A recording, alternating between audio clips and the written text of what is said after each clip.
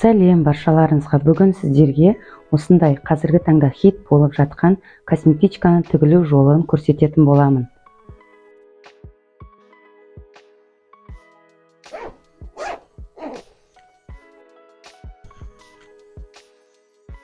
Косметичканы тігу үшін бізге ең алдымен оның өлшемдері керек.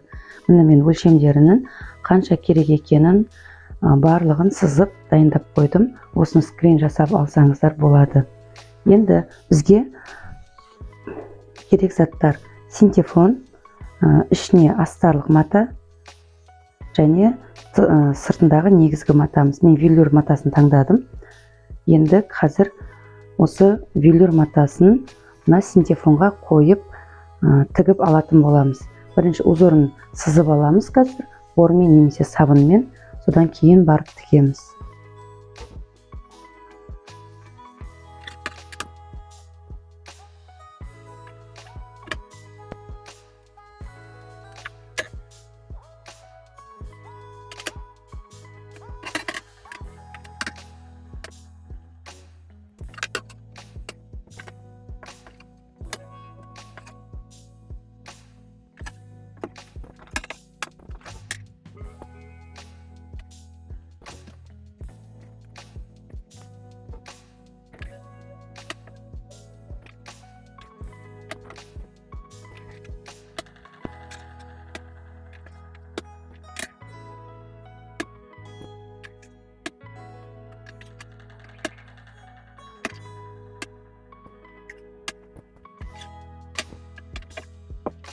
Міне барлығын сызып алдым.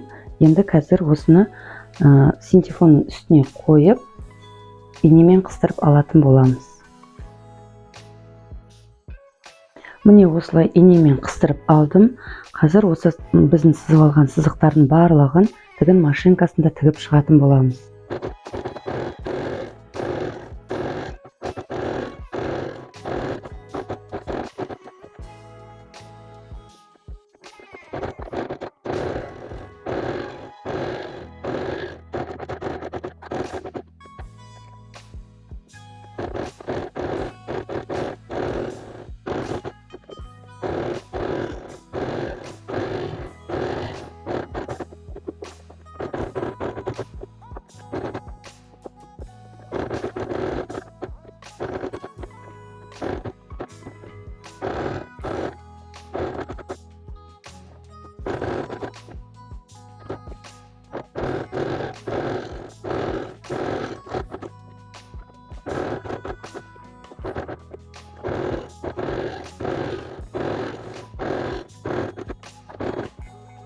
Міне барлық сызған сызықтарымызды тігіп алдық. Енді артық синтефонның барлығын қиып тастайтын боламыз.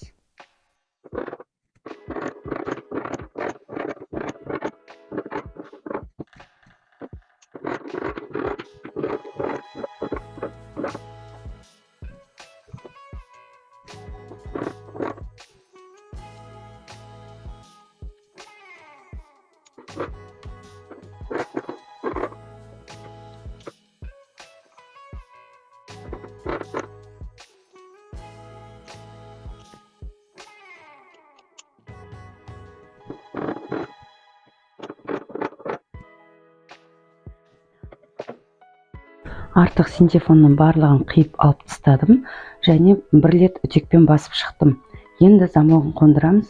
Ол үшін замоктан осы екеуі бірігіп тұрған кезде белгі салып аламын. Енді осыны ашып,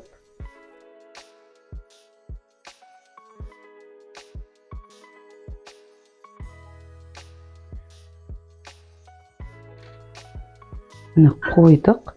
Енді осының үстіне астарды қойып,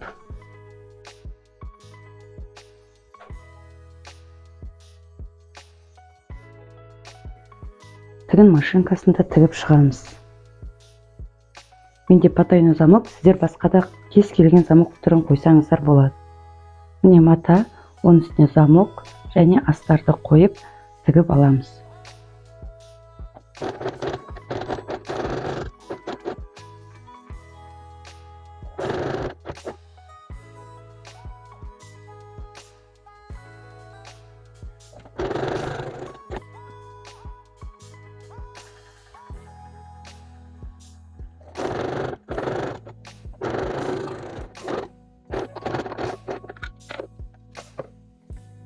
замогын тігіп алғаннан кейін осы теріс тұрған бетінен мына велюрға қосып, мына замокқа дейін ғана қосып шығамыз екі жанын, үлкен ашық жерін.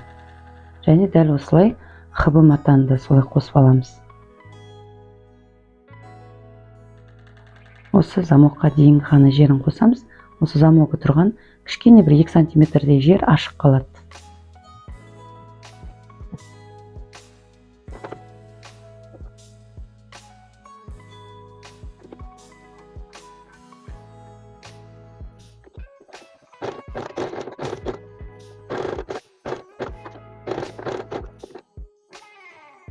Міне, біз замокқа дейінгі 4 жерді тігіп алдық.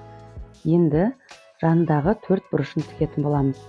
Бір бұрышын біз қазір оң бетін айналдыруға алып қаламыз да, қалған осындай 3 бұрышын тігіп шығамыз. Жиегін 1 сантиметрде тігетін боламыз.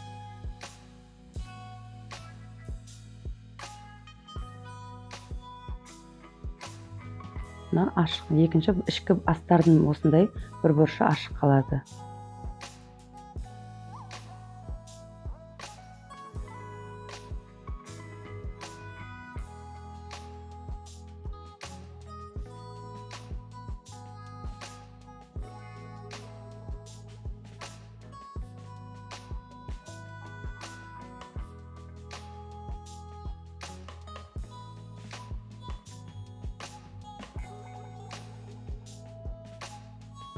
Енді велюр матасының да осындай бұрыштарын тігіп шығамыз. Мен сіздерге бір жағыныкін көрсетіп жатырмын, екінші жағын да дәл осылай тігіп шығасыздар. Екінші жағында ашық жер қалдырмайсыз. Тек бір жағынан ғана астарлық матадан ашық жер қалдырамыз.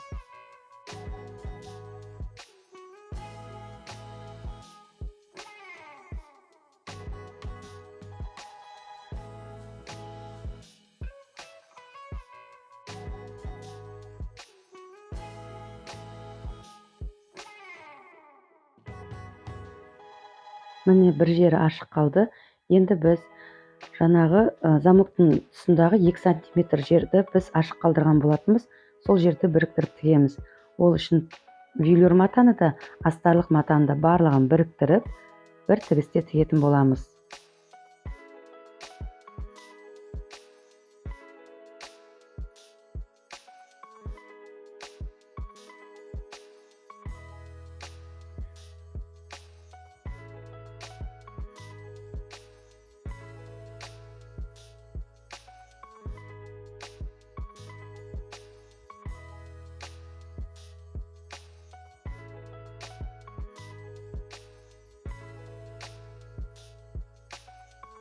Міне тігіп алдық. Енді осы ашық қалған бір бөліктен біз косметичканы оң айналдырамыз.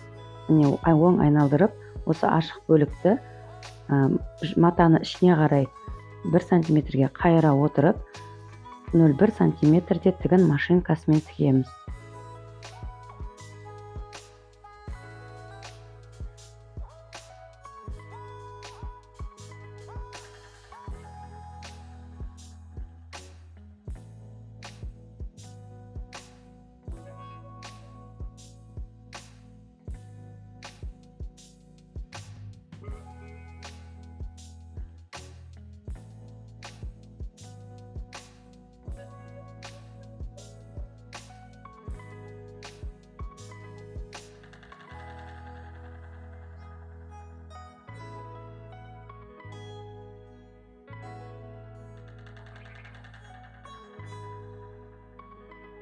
Міне тігіп алдық. Осындай 0,1 сантиметрде тігіп аламыз. Енді оң бетіне айналдырамыз. Барлық бұрыштарын әдемі етіп, тегістеп, түзулеп аламыз. Біздің косметичкамыз дайын болды.